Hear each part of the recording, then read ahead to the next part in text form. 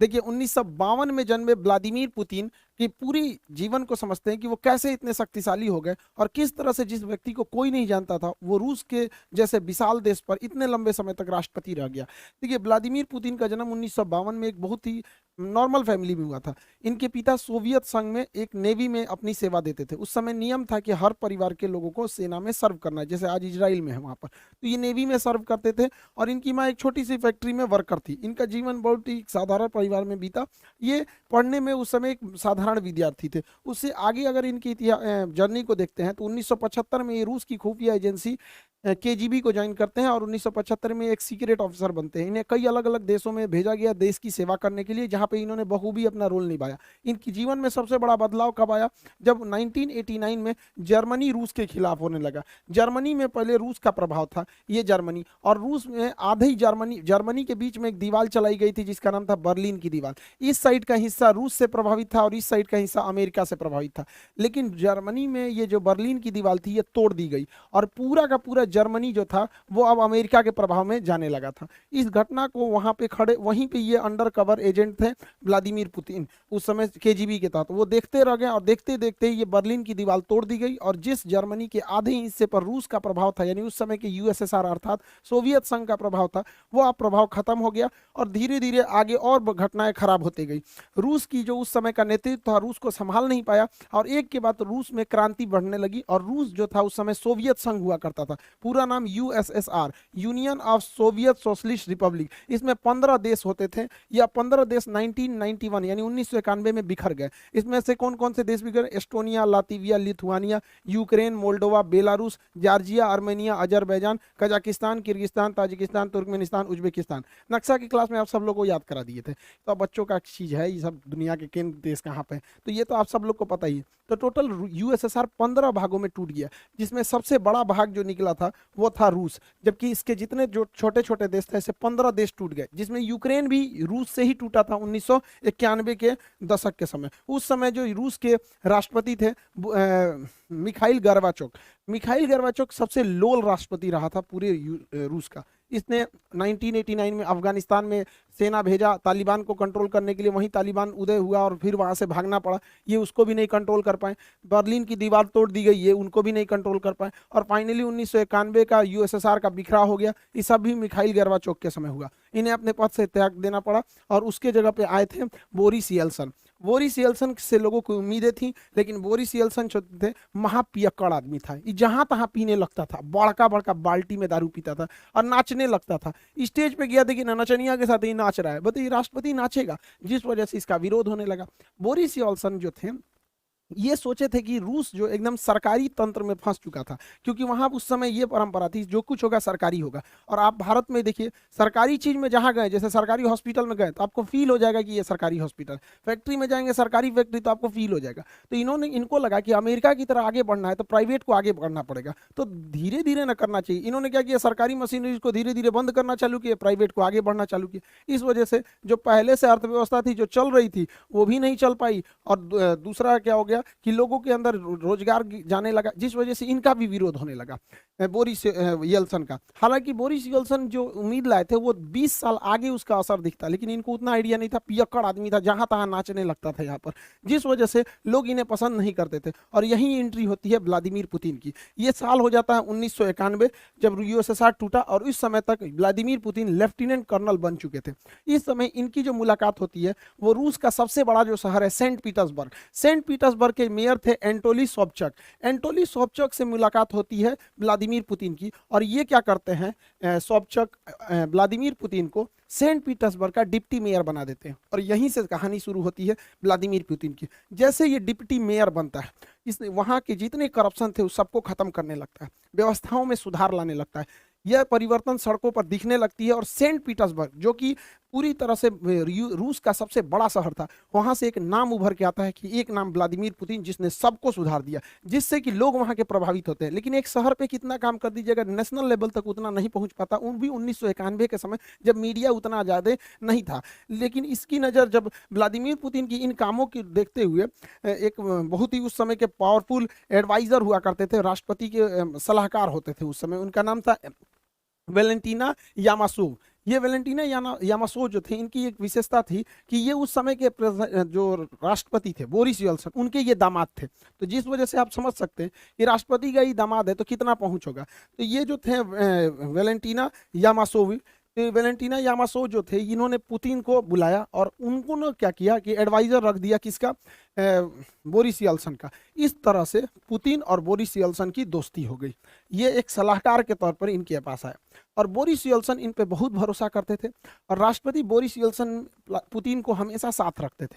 और धीरे धीरे ये नेशनल लेवल तक ये चेहरा उभरते गया कि करप्शन को खत्म करना, कभी बोल्ड स्टेप्स लेना। इस वजह से पुतिन का कद धीरे धीरे बढ़ता गया। बड़ी बड़ी जिम्मेदारियां बोरिस येल्सन पुतिन को देने लगे। जनता में पुतिन लोकप्रिय होने लगा और इसी दौरान बोरिस येल्सन अपने शराबीपन की वजह से, जहां तहां नाच देने की वजह से अपनी गरिमा को खोते जा रहे थे, जिसे भरपाई करने के लिए 1999 में 1900 इधर भारत में कारगिल की लड़ाई चल रही थी और उस समय 1999 में रूस का प्रधानमंत्री बनाया गया व्लादिमीर पुतिन को। वहां पे प्रधानमंत्री को ज्यादा पावर नहीं है, वहां सारा पावर राष्ट्रपति को, और राष्ट्रपति थे बोरिस येल्सन। तो यहाँ से एक नेशनल लेवल तक पहचान बन गई पुतिन की। लेकिन पुतिन बहुत ही महत्वाकांक्षी था। वह सोचता था कि हम आगे प्रधानमंत्री से राष्ट्रपति कैसे बनेंगे, क्योंकि वहां सारा पावर राष्ट्रपति के पास था। इसने दिमाग लगाया। रूस का जो ये वाला एरिया है, नीचे का एरिया, रूस इतनी तो पूरा बड़ा है, मॉस्को से नीचे का ये एरिया है, इसका नाम है चेचन्या। ये चेचन्या जो था ये रूस से टूटना चाहता था, क्योंकि 1991 में 15 देश टूटे थे, तो चेचन्या कहता था हम भी टूटना चाहते हैं। तो रूस ने ये व्लादिमीर पुतिन, चूंकि ये खुफिया एजेंट था, इसने दिमाग लगाया। उसने कहा कि एक काम करते हैं, इन्हीं को फंसा देते हैं। इसने मॉस्को में बम ब्लास्ट कराना चालू किया।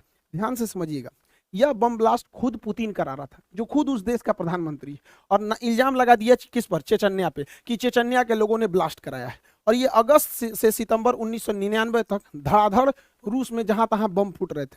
इधर भारत में 1999 में कारगिल हो रहा था, अटल बिहारी वाजपेयी थे, और देखते देखते एक महीना अगस्त से सितंबर 1999 में रूस के शहर मॉस्को, राजधानी मॉस्को में धड़ाधड़ सीरियल ब्लास्ट होने लगे। इस ब्लास्ट में कहीं 10 आदमी मारा जाता है, कहीं 2 आदमी मारा जाता है। ऐसे करते करते मॉस्को में मरने वालों की संख्या 300 हो गई, जिस वजह से भयंकर बवाल हो गया। रूस के लोग अब चेचन्या को देखना नहीं चाहते थे, वो चाहते थे चेचन्या रात से एकदम तबाही किया जाए। अब सोचिए, याद कीजिए 2019 जब भारत में पुलवामा में अटैक हुआ था, हमारे सिपाही शहीद हुए थे, तो किस तरह से बवाल हुआ था कि घुस के मारेंगे आतंकवादियों को। यही चाहता था वहां पर पुतिन भी।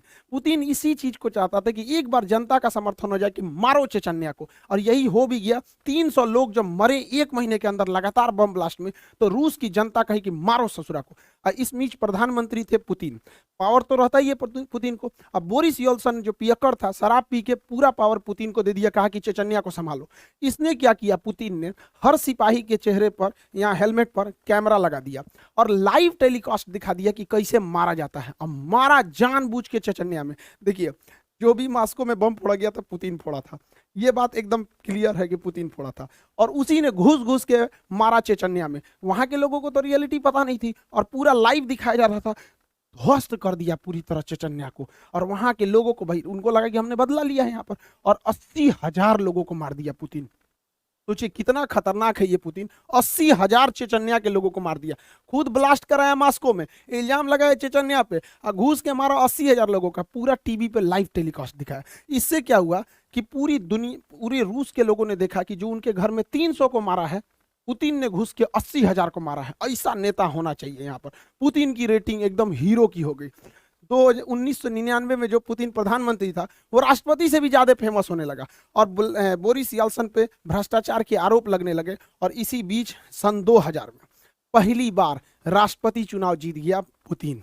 पुतिन का सपना पूरा हो गया। रूस जैसे बड़े देश की पूरी सत्ता अब पुतिन के हाथ में थी।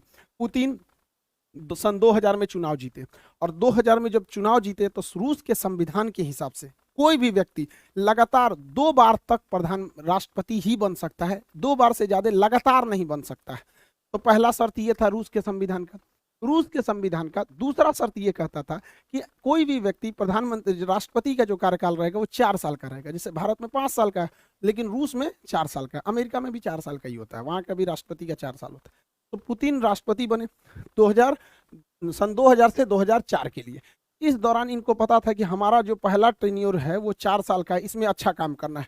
तो इन्होंने क्या किया, सन 2000 से 2004 के बीच में अपने मन मुताबिक अधिकारियों की नियुक्ति किया। अब चूंकि ये खुफिया एजेंट थे इसलिए इनको हर जानकारी थी, और पूरी तरह से अपने मन मुताबिक पूरे मंत्रिमंडल को बैठाया और क्रेमलिन पर अपना दबदबा मजबूत किया। जैसे भारत में संसद होता है, अमेरिका में व्हाइट हाउस होता है, उसी तरह रूस में क्रेमलिन होता है, यहीं पे राष्ट्रपति रहते हैं, और पूरा दबदबा बनाया अधिकारियों के बीच में, और जबरदस्त काम किया अपने पहले टेन्योर में। रूस की जो जीडीपी थी वो 93% की रफ्तार से बढ़ी थी। लोगों को लगता था कि भगवान मिल गया पुतिन को, लेकिन पुतिन बहुत महत्वाकांक्षी था। उन्होंने अपना पहला कार्यकाल पूरा किया सन 2000 से राष्ट्रपति के रूप में, सन 2000 से 2004 के बीच में। एक टेन्योर हो गया, 4 साल का ही होता है। दूसरा टेन्योर उन्होंने पूरा किया 2004 से 2008 के बीच में। अब यहाँ तो हो गया, रूस के शर्त के हिसाब से आप 2 बार से ज्यादा नहीं रह सकते राष्ट्रपति। इसके बाद ये क्या किया कि प्रधानमंत्री का चुनाव लड़ लिया। देखिए 2 बार तो राष्ट्रपति रहे, और उसके बाद 2008 से 2012 तक ये प्रधानमंत्री बन गए, प्राइम मिनिस्टर। और क्या प्राइम मिनिस्टर बनने के बाद अपने एक चमचा को राष्ट्रपति का चुनाव जितवा दिए, जिसका नाम था दिमित्री मेदवेदेव। दिमित्री मेदवेदेव ये कहने के लिए 2008 से 2012 के बीच में राष्ट्रपति थे, ये कहने के लिए राष्ट्रपति थे, और उसी दौरान ये क्या थे, प्रधानमंत्री। ये इतना शातिर इंसान है कि संविधान में संशोधन कर दिया और कहा कि इस दौरान राष्ट्रपति की शक्तियां प्रधानमंत्री के पास आ जाएंगी। तो ये काम के राष्ट्रपति रह गए, और ये पूरी की पूरी शक्ति का प्रयोग 2008 से 2012 के बीच में व्लादिमीर पुतिन ने किया। अब यहीं से रूस के संविधान का वह प्रावधान भी प्रभाव से हट जाता है, क्योंकि रूस का संविधान बस यही कहता है कि कोई भी व्यक्ति 2 लगातार टर्म्स को नहीं रह सकता है। तो 2 लगातार हो गया, उसके बाद एक बार के लिए इसको बना दिया, जब तक ये राष्ट्रपति था इसका सारा पावर खुद यूज किया, तब तो अब इसके बाद ये उठ सकते थे पुतिन। अब क्या हुआ, पुतिन फिर 2012 में राष्ट्रपति के लिए खड़े हुए, क्योंकि सारी पावर राष्ट्रपति के पास रहती थी। तो 2012 से 2016 के बीच में पुतिन राष्ट्रपति रहे, और जब ये राष्ट्रपति थे ना, तो फिर संशोधन किए कि जो पावर प्रधानमंत्री राष्ट्रपति से प्रधानमंत्री को दिया गया था, वो वापस पावर प्रधानमंत्री से राष्ट्रपति को दिया जाता है। खिलवाड़ करके रखा ही इंसान देश के साथ। तो 2012 से 2016 तक के बीच में ये राष्ट्रपति रह गया। 2016 में फिर चुनाव हुआ, क्योंकि 4 साल पे होता है। 2016 से 2020 तक ये फिर से राष्ट्रपति बने, और 2020 में ये संशोधन कर दिए कि ये बंदा 2036 तक राष्ट्रपति रहेगा। अब 2036 तक कुछ सोचना नहीं है, पुतिन भैया रहेंगे राष्ट्रपति वहां पे, कोई कितनों कर ले। ये है रूस का पावर पुतिन में। पुतिन बहुत ही जबरदस्त रहा पावर के मामले में। पुतिन अपने पहले कार्यकाल अर्थात सन 2000 से 2004 के बीच में इस समय पूरा ध्यान अपने देश पर दिए थे, लेकिन जैसे दूसरा कार्यकाल हुआ, खतरनाक काम करना पुतिन ने चालू किया। इसने क्या किया, 2008 में जॉर्जिया पर हमला कर दिया, क्योंकि जॉर्जिया 1991 में सोवियत संघ से ही टूटा था, उसके 2 क्षेत्रों पर कब्जा कर दिया। 2011 में इसने लीबिया पर आक्रमण कर दिया, और लीबिया के मुअम्मर गद्दाफी की सरकार को हालांकि नहीं बता पाया वहां पे। उसके बाद 2014 आया, 2014 में यूक्रेन के शहर क्रीमिया पे कब्जा कर लिए। 2015 में सीरिया में गिर रहे सरकार बशर अल असद की सरकार को बचा लिया। 2022 आया, फिर पूरी तरह यूक्रेन पर हमला कर दिया। पुतिन खाली नहीं बैठते, क्योंकि इनको पता है कि जब तक अंतर्राष्ट्रीय विवाद होते रहेगा, देश की जनता कभी अपने सरकार से सवाल नहीं पूछेगी। यही फॉर्मूला अपनाया था चीन ने भी। चीन के माओ सरकार के जब सरकार गिरने वाली थी, तो उसने 1962 में भारत पर हमला कर दिया बिना मतलब, क्योंकि जब देश की सेना हमला करती है तो लोग सरकार से सवाल नहीं पूछते हैं, कहते हैं जो भी सरकार है बस हमें जिताओ। ये बात बखूबी जानते हैं व्लादिमीर पुतिन, इसलिए वो हमेशा लड़ाई लड़ते रहते हैं अपने अगल बगल वाले देशों से। हालांकि बहुत बड़े राष्ट्रवादी भी हैं। पुतिन की कई सारी पावर है, लेकिन उनमें 3 सबसे ज्यादा पावर इनके पास पूरी तरह से एक साइबर आर्मी है। हैकिंग पे बहुत जबरदस्त करते हैं यहाँ पर। इतना बड़ा हैकिंग आर्मी है इनके पास कि कहा जाता है कि जो डोनाल्ड ट्रंप को जिताने में भी इसी भाई का योगदान था यहाँ पर। इतनी बड़ी इसकी हैकिंग आर्मी है, साइबर पूरी तरह आर्मी रखा हुआ है। इनके विरोधियों कब गायब हो जाते हैं, कब मरा जाते हैं, किसी को पता नहीं। इनके विरोधी के ऊपर कभी छापा पड़ जाएगा, कभी पुलिस उठा ले जाएगी, कभी इनकाउंटर हो जाएगा, कभी मरा जाएंगे, कोई इनका विरोध नहीं कर सकता है। और पूरी मीडिया पुतिन की गुलाम है। किसी भी टीवी चैनल को देखिएगा, बस हमारे राष्ट्रपति ऐसे, ये खाएं, वो सोएं, ये किए, वो के, दिन रात उसी के चलते रहता है। ये 3 चीजों के बदौलत सन 2000 से लेके आज 2022 तक, यानी 22 सालों से पुतिन वहां के राष्ट्रपति हैं, और साथ ही साथ अब वो 2036 तक रहेंगे यहाँ पर। 2036 तक वो वहां पे राष्ट्रपति रहेंगे। पुतिन की लाइफ स्टाइल भी गजब है। कभी ये घुड़सवारी करने लगते हैं तो कभी मछली पकड़ने लगते हैं, कभी भालू पे चढ़ के घूमते हैं तो कभी तैराकी हो जाती है इनके में। ये सबमरीन में भी अंदर चले जाते हैं, क्योंकि ये केजीबी के सदस्य थे तो इन्हें हर चीज़ पता होती है। इनकी पूरी लग्जरियस फ्लीट है जहाज़ों की, जाते हैं तो फुल सिक्योरिटी के साथ जाते हैं। और ये केवीजी के सदस्य थे, खुफिया जानकार थे, तो फाइटर प्लेन भी चला लेते हैं। हर तरह के जहाज ये बंदा उड़ा लेता है, हर तरह का जहाज व्लादिमीर पुतिन वहाँ पे। इनके पास बहुत ही महंगी याट है, कहा जाता है कि इलॉन मस्क से भी अमीर है। हालांकि जितने राष्ट्रपति वो लोग होते हैं, इनके पास अमीरी से ज़्यादा पावर होता है। यहाँ पर पूरे देश के संसाधनों का इस्तेमाल करते हैं यहाँ पर। ये ब्लैक बेल्टर है कराटा से, स्नाइपर है, इनकी गोली की निशान बहुत बेहतरीन है। कई बहुत सारे सातिर भी हैं दिमाग के यहाँ पर। इनका ये जो क्रेमलिन वाक है काफ़ी ज़्यादा प्रसिद्ध हुआ था पुतिन का। देखिए, इन सब के साथ पुतिन का एक ऐसा सच भी है जो दुनिया को से छुपाया जाता है, या फिर यूं कह दीजिए कि यह सच एक ना एक दिन पुतिन को झेलना ही पड़ेगा। पुतिन को कहा जाता है कि एब्डोमिनल कैंसर है पेट का, खैर उसका ये इलाज करा लेंगे, लेकिन इन्हें पार्किंसंस बीमारी है। पार्किंसंस बीमारी एक तरह का लकवा होता है। पार्किंसंस बीमारी लकवा होता है, शरीर धीरे धीरे दिमाग काम करना छोड़ देता है, उस अंग पे धीरे धीरे दबाव होने लगता है, वो अंग काम नहीं करता है। आप पुतिन को देखिएगा तो हल्का झुक के बैठेंगे, कभी बैठेंगे तो इस टाइप के झुक के। ये पार्किंसंस बीमारी है और इनका शरीर अब उतना काम नहीं करता, इसलिए जब बैठेंगे तो टेबल कुर्सी को बहुत जोर से पकड़ के बैठते हैं। कभी भी देखिएगा पुतिन को जब भी इंटरव्यू देते तो हल्का सा ऐसे झुके हुए रहेंगे, पार्किंसंस बीमारी की वजह से। देखिएगा टेबल पर पकड़ के, देखो भाई चाचा यहाँ पे टेबल को बढ़िया से पकड़ के बैठे हुए, समझ में आ रहा है कि नहीं, पार्किंसंस बीमारी। दूसरा, पुतिन देखिएगा, पुतिन जो है बोटॉक्स का यूज बहुत करते हैं। बोटॉक्स का, बोटॉक्स क्या होता है, देखिए ये चेहरे पर उम्र के साथ साथ यहाँ सिकुड़न आने लगती है, यहाँ चेहरे पर सिकन होने लगती है, सिकुड़न आने लगती है, जिस वजह से इंसान थोड़ा बूढ़ा दिखने लगता है। तो पुतिन अपने आप को प्रभावशाली दिखाने के लिए, सेना पर दबदबा बनाने के लिए तथा पर्सनालिटी मेंटेन करने के लिए इस सिकुड़न, इस झुर्रियों को दूर करना चाहते हैं। तो झुर्रियों को दूर करने के लिए इंजेक्शन से इसके अंदर बोटॉक्स भर दिया जाता है और ये बोटॉक्स उन झुर्रियों को खत्म कर देता है। इसलिए देखिएगा पुतिन के चेहरे पे बहुत ज़्यादा चेंजिंग नहीं आएगी। अगर आप यंग एज का देखिएगा या फिर अभी का देखिएगा, ये आप सोच सकते हैं 70 साल की उम्र का फोटो है, ये 70 साल की उम्र का। और यंग एज का भी देखेंगे तो उतना खास चेंजिंग नहीं आएगा, चेहरे पर उतनी सिकन देखने को नहीं मिलती है बोटॉक्स की वजह से। लेकिन यूक्रेन की लड़ाई में प्रतिबंध लगा दिया गया है बोटॉक्स के ऊपर। अभी भाई को बोटॉक्स नहीं मिल रहा है तो बूढ़ा दिख रहा है यहाँ पर, लेकिन इतना भी ज़्यादा प्रभाव नहीं पड़ता है। बोटॉक्स का इंतजाम एक राष्ट्रपति के लिए बहुत बड़ी बात नहीं होती है, नॉर्मल बात होती है।